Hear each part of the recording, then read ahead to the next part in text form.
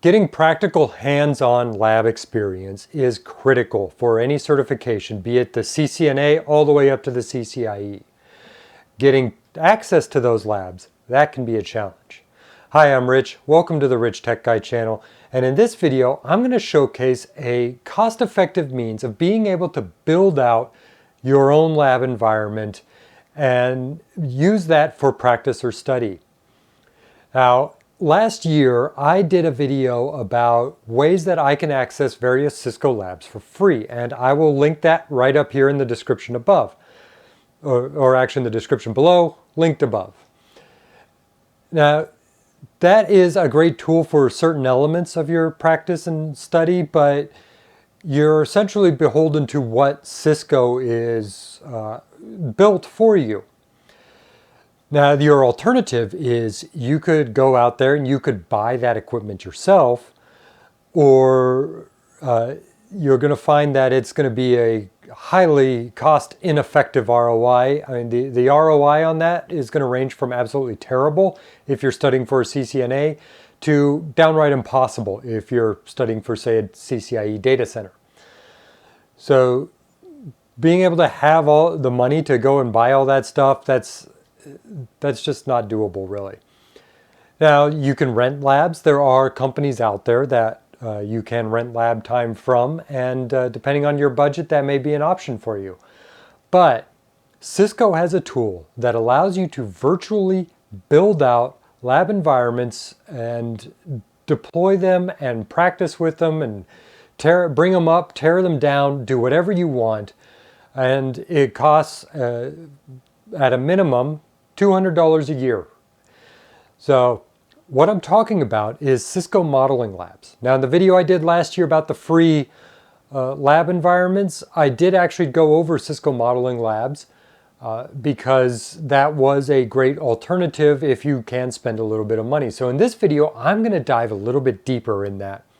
And I'm going to show you how to get it, how to set it up, and once you do have that up and running, what you can do once you have it, how to actually build out a lab and deploy a lab, so that way you can get to practicing and studying for your certification. Now, I will say before we go into this any further that I am not employed by Cisco. I am not paid by Cisco to promote this, but I use this product myself, and I really find a great value in that, and so I'm sharing that with you. In fact, I used this product when I did my video, which linked up above, where I programmed the VXLAN on Nexus 9000 series switches. Because despite my name, I don't have $150,000 lying around to buy 3 Nexus 9000 series switches in order to play around like that. So I use Cisco Modeling Labs. And let's go into more detail with that, all right? So let's get into this. Now, as I said, Cisco Modeling Labs is a virtual lab environment that you can create with your own devices. And you can use that lab environment to create multiple different labs that you would need to do for whatever it is you're studying or working on or need to practice on. So let's take a look at how to get Cisco Modeling Labs. All right, so this is Cisco Modeling Labs, which is on the Cisco website. And the way you can go to it is you can either go cisco.com/go/CML, or you could just go to the Cisco website and type in a search for Cisco Modeling Labs, CML. That should bring you to it. So what that does then is, as we scroll down here, here are our licensing options. This is what's important for us. And there are 2 personal level of licensing options. You have the personal license right here, and this allows you to do a lab of 20 Cisco nodes versus the Personal Plus lab, which allows you to expand up to 40 Cisco nodes. Those are really the main differences. The price difference is $200 versus $350.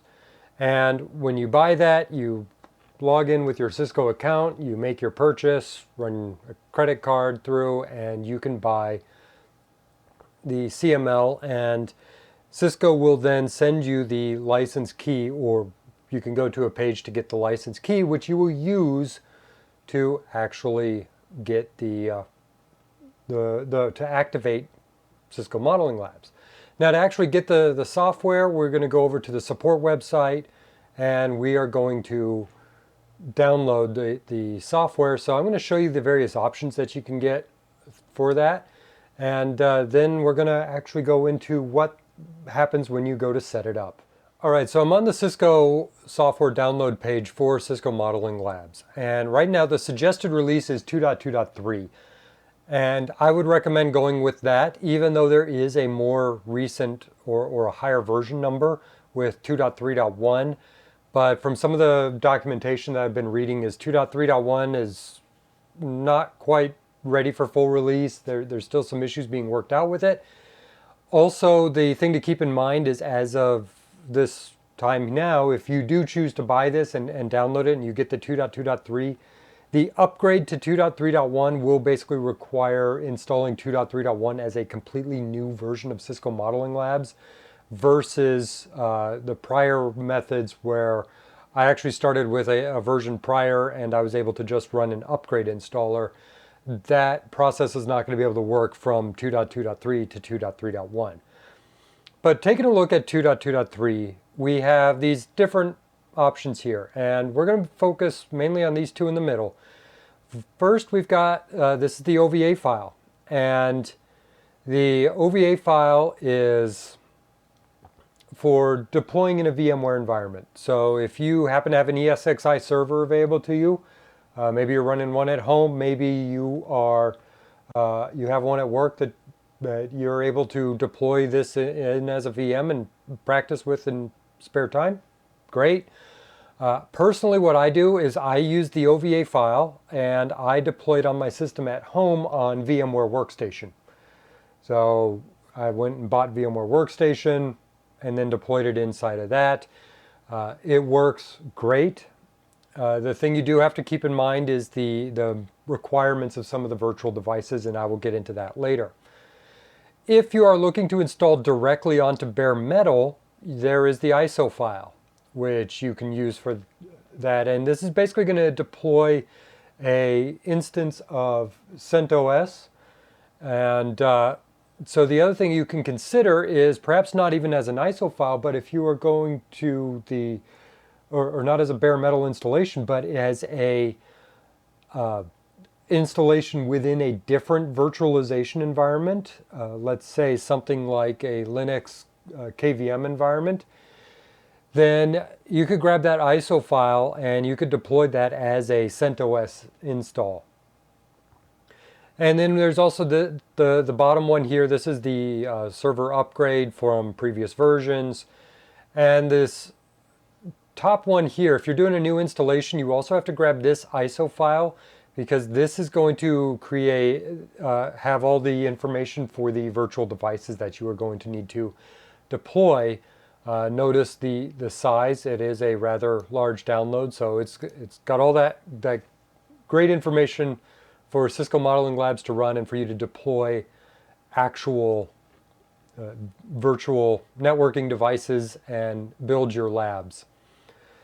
So after we've downloaded this, and even though I've already got this pre-installed, I am going to do just a quick walkover of what that process takes, and we will go ahead and then actually go into Cisco Modeling Labs and build out a lab so you can see how that's done. And not only that, but how you can connect to your virtual networking devices as if they are real devices on your network. All right, so now that we have downloaded our file, we bought our license, we're ready to install this, we're ready to deploy this, the first step we got to do for that is hit the like button. And also, if you haven't subscribed to this channel, go ahead and hit that subscribe button too. It's free, and you'll get more great content and great updates such as this one. But in all seriousness, we're going to go into, I've got the OVA version for VMware, and in VMware Workstation, or let's say in ESXi, if you open up the web interface for that, you're going to want to open up a virtual machine, and we're going to pull this OVA file that we have downloaded and open that up. So at this point, we're going to run through the standard process to create the OVF and create that virtual machine. One of the things that we do need to do, and I'm not going to run through this because I've already got this installed in my VMware environment, but one of the things that we are going to need to be aware of, and this is my Cisco Modeling Labs environment, is we have to watch out for the memory on here. So I've got 32 gigs of memory allocated to my instance of CML, and that is actually half of the available memory on my hardware that I'm running this on. And so I've got to have memory available also for, of course, Windows and the underlying Windows and VMware workstation to operate with. But still, I allocate 32 gigs because I am running Nexus switches on this device. And Nexus switches have a very heavy workload requirement and very heavy resource requirement. If you are just going to run a CCNA lab and you're going to have a few routers, some switches, you don't need to worry about that. You'll be able to accept the defaults that it gets configured with and just deploy. But in my case, like I did my video on programming VXLAN across Nexus switches, I had 3 of these things running, and they soaked up almost all of that 32 gigs of memory. So I'll go in and I'll show how you can access the resource requirements of each of the virtual devices once we get into this. But after you have it installed, it's going to boot up into a CentOS environment. It's command line only. You will go through a setup phase where you're going to assign it an IP address. You're going to assign the user login information, and you're also going to assign a sysadmin login, so that way you can access administrator level functions with it. And this is all great. So after we've got it all set up and we've got it all running, what I'm going to do now is I'm going to show how to actually build that lab. So let's take a look at that. All right, so once we've got Cisco Modeling Labs up and running and we've run through all the configuration steps and the script that it does to deploy that, we've assigned the IP address. By the way, quick thing to know, when you are setting it up, you do want to create a bridged network interface with VMware if you are deploying within VMware. If you're deploying in a different hypervisor situation, you want to, again, set it up so that way it's essentially treated like it's on your network. If you set it up in a NAT network interface, you could have trouble connecting to it. And if you're setting it up on a bare metal device, well, you don't have to worry about that because it's on your network. Anyways, after you do have it set up, here we've got the Cisco Modeling Labs login page. And we just point a web browser at it, and that gets us this page. You log in with the user and password that you create for your environment, and once we do that, we'll get to start building some labs. All right, so we are now in the Cisco Modeling Lab environment, and what you are greeted by once you log in is this dashboard, which shows the existing labs that you have created, and then what or it allows you to create a new one. You can import a lab configuration file. You've got your various tools here and for running your other options. Down at the bottom here, we've got a couple of bars indicating the CPU usage, the memory usage, and the disk usage. And as you can see, I've already got some labs that I've created. The one that I use for creating or programming Nexus 9000 series switches to deploy VXLAN. This is my lab right here, and this is what I built, created, and we're going to walk through creating something similar. So in order to do that, we are going to go in and create a new one.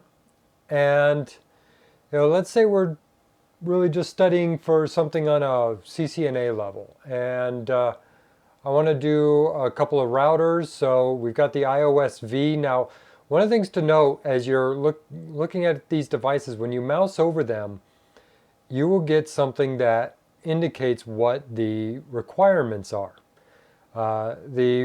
Most of them are generally okay. You'll find like the iOS XRV, it's going to require 3 gigs of RAM, 1 virtual CPU. The ones that start getting a little bit crazy is when you go to the NXOS 9000. This requires 8 gigs of virtual RAM, and then it requires 2 virtual CPUs. The NXOS, which is just an NXOS operating system, it's lower requirement for 3 gigs of RAM, 1 virtual CPU.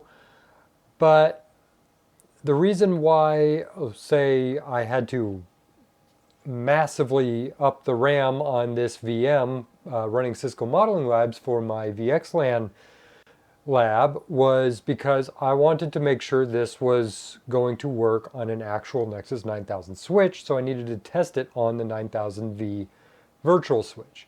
Whereas on the other NXOS, there might be something that's not there or something that I'm not accounting for. And the one that I think is the craziest though is the iOS XRV 9000 router platform.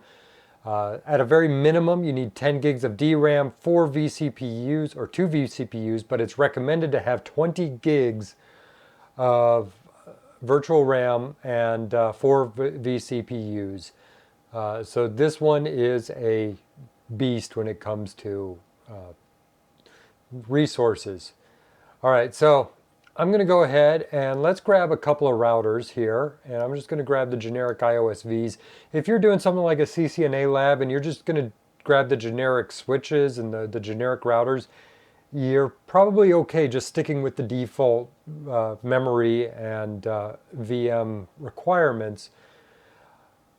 But it's only when you start going into some of the deeper stuff, like I said, the Nexus 9000, that you really got to start paying attention to that stuff. The iOS V L2, that's just a regular, like a generic Catalyst layer 2 switch. So I can grab a couple of these, and let's go ahead and I can grab a third one here. And now we can start running connections between them. So let's say I want to run a connection between the routers, and you grab onto that link item that appears, and then you just sort of drag over to the other switch.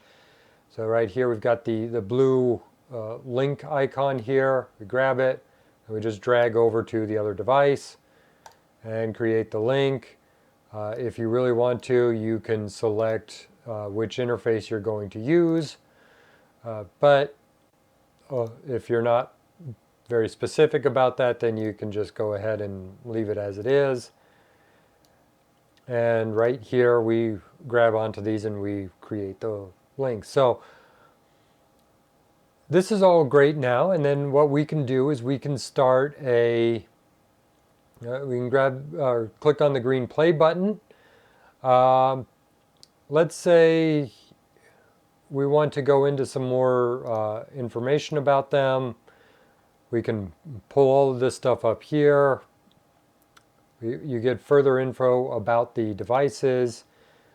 If you want to build out a custom lab that you'll work through or have other people work through, you can do lab notes. That would be more for the enterprise level version of this, I would assume. But anyways, let's go ahead and let's hit start on this router. So now that I've started it up, I get these options here. So the main one to pay attention to here is the console. So this would be like if you had the physical device and you have your little Cisco Blue console cable that you just plug directly into it. So we can open up the console, and right now it's booting. And you'll notice on the bar on the bottom here, the CPU has drastically gone up in resources. So it's utilizing that, and it's effectively booting the iOS for the router. When you're dealing with some of the more power-hungry devices, like let's say, for example, the Nexus switches, you do have to be careful about how many you start booting up at once. In my VXLAN lab that I created, I have to restrict the booting of the NXOS devices. Typically, I boot one at a time. There were a couple of times where I was in a hurry to kind of cycle through something, and so I would reboot two at once. But when I did that, I would watch the bars on the bottom just go to red because they were just soaking up resources and conflicting with each other and kind of taking resources away from each other. So anyways, we're just going to sit here and wait for this to boot up. Actually, I could go ahead and also start up a switch. And again, with the switch, I can pull up its console here in a minute. Okay, it's already running here, and it's booting a virtual iOS for the switch. All right, so now I've got the initial system configuration dialog. I can go ahead and I can run through this. But I'm going to show you something else that you want to do if you want to make it look like these devices are a part of your network. And when I did that, and say, for example, in demonstrating my VXLAN configuration on the Nexus switches, what I would do there is I would go ahead and I would grab another device off here called the unmanaged switch, and then I would grab this external connector. Now this is why I said if you want to be able to do this and you need to make sure you have all of your connectivity, you want your virtual interfaces in VMware or whichever hypervisor you're using to be set to bridge the network with your current network. So that way you can set the IP range exactly how you want it. When you run it through NAT and you're doing the network address translation, that creates a challenge when you are trying to utilize the connectivity and make it look like it's on your network, because you're going to be working in a different address space than your own network, and you have to get past the network address translation. Again, we're going to grab this connector here. I'm going to run it over to the unmanaged switch. So we have that, and then I can just grab a connector off the unmanaged switch, and I can just drop it into each of these devices. Let's make sure we have enough interfaces here. Okay, I got a total of seven interfaces. I can add more if I want to, but that way, when I build this all out and I create this lab, what I can do now is, after I go into these devices, and let's say I go onto the console for here, and okay, I run through the initial configuration dialog, I create the IP address for management, I create the login and set up the SSH protocol on the device. At that point, I could then SSH into it. Going through this external connection in the unmanaged switch, I can SSH into these devices as if they are real physical devices on the network. And so you can play around with it that way. So this is just a great thing to keep in mind when you're working and you're building this out. Now you may want to just do this through the console. I do find it to be a bit of a pain as I'm running through all of this, and I'm in the console environment, because you notice I get a very small section of the screen, and so if I want to do a show version, okay, I'm going to start running through a whole bunch of stuff. If say on this switch here, I want to do the show IP interface brief. And okay, I've only got the 3 interfaces. Say on those Nexus switches, I would have a whole list of interfaces coming up. So having this little display here, it's not ideal, and that's why I like to set that up to go through the external connection and act as if it's a device on my actual network. The other thing that you can do though is you can even set up, it has a WAN emulator, so like I could go to this connection here between them, and I could delete this link, get rid of that. I could drop this WAN emulator here. So now I could simulate as if I've got one set of devices here, and they are connecting across this WAN. And so with the WAN emulator, what you can do is you can create things like delay, packet loss, and you can go through and just configure things out across the WAN, and just design and utilizing this configuration, you can go through and you can set up a simulated WAN environment for your studies for an exam, or for, again, just simulating things out. So Cisco Modeling Labs, it is absolutely a great tool. And what I would say about that is, when you're using it, if you choose to use this for studying for a certification, depending on the certification you're studying for, this will get you very far. Like in the case of a CCNA, this will cover majority of the CCNA curriculum. There's stuff like some of the wireless in the new CCNA curriculum that you're not going to be able to necessarily cover in this, but that's this at least gets you, I would say, probably about 85–90% of the way there.